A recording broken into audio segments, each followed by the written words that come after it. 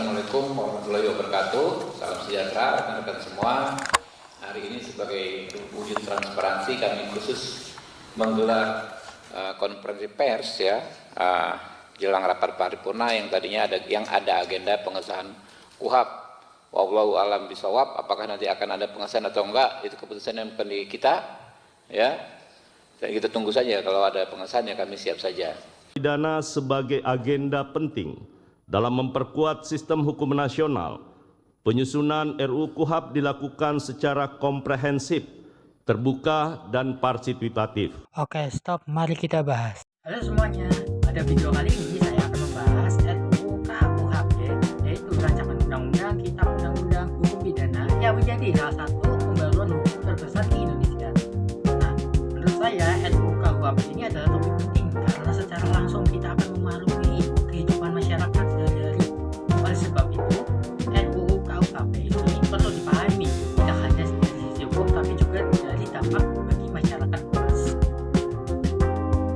Nah, apa sih pengertian dari RUU KUHP? RUU KUHP merupakan rancangan undang-undang yang disusun untuk menggantikan KUHP lama peninggalan Belanda yang berlaku sejak tahun 1918. Nah, menurut saya penggantian KUHP yang lama memang sudah sangat diperlukan karena menggunakan hukum peninggalan kolonial selama lebih dari 1 abad yang menunjukkan bahwa hukum Indonesia belum sepenuhnya mencerminkan jati diri bangsa itu sendiri.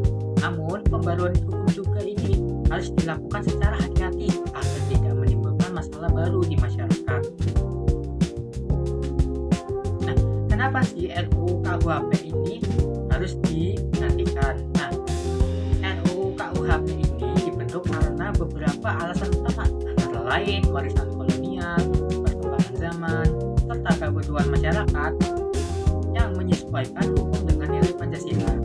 Menurut saya, alasan-alasan tersebut cukup kuat dan logis karena perkembangan teknologi dan perubahan sosial memang menuntut hukum yang lebih relevan. Jika hukum tidak mengikuti perkembangan zaman, maka hukum akan sulit ditegakkan secara adil. Namun, saya juga berpendapat bahwa penyesuaian dengan nilai budaya tidak boleh mengorbankan hak asasi manusia. Selanjutnya yaitu ada isi dan pokok pengaturan RUU KUHP. Nah, yang pertama yaitu ada jenis pidana. Jenis pidana sendiri tidak hanya menekankan pidana penjara, tapi juga ada pidana denda, kerja sosial, dan pengawasan. Nah, ini secara langkah sangat positif juga ya, karena pidana penjara seringkali tidak menyelesaikan akar masalah, justru menyebabkan kelebihan kapasitas lapas. Pidana alternatif bisa menjadi solusi yang lebih manusiawi. Selanjutnya yaitu ada pidana mati. RUU KUHP masih mempertahankan pidana mati, tetapi dengan sistem masa percobaan. Nah, menurut saya kebijakan ini menunjukkan adanya kompromi antara nilai kemanusiaan dan kebutuhan penegakan hukum.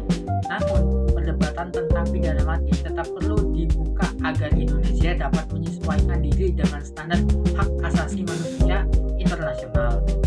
Dan yang selanjutnya yaitu ada pasal-pasal kontroversial. Beberapa pasal seperti perzinahan, kohabitasi, dan penghinaan terhadap presiden menimbulkan pro dan kontra.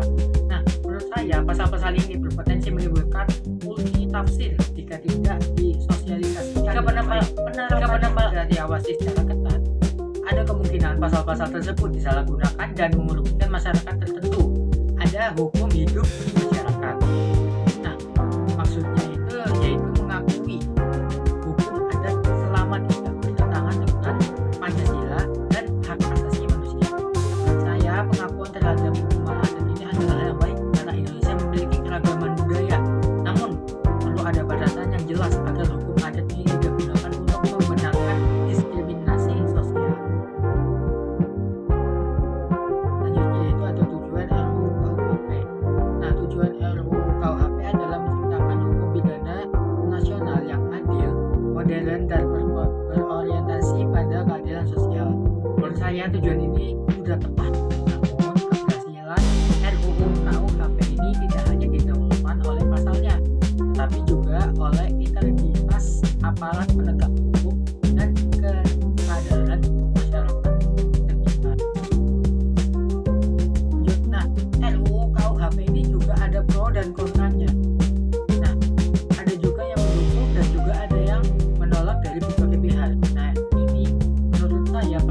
pendapat ini merupakan hal yang wajar di dalam demokrasi. Justru kritik dari masyarakat seharusnya dijadikan bahan evaluasi agar undang-undang yang dihasilkan benar-benar melindungi rakyat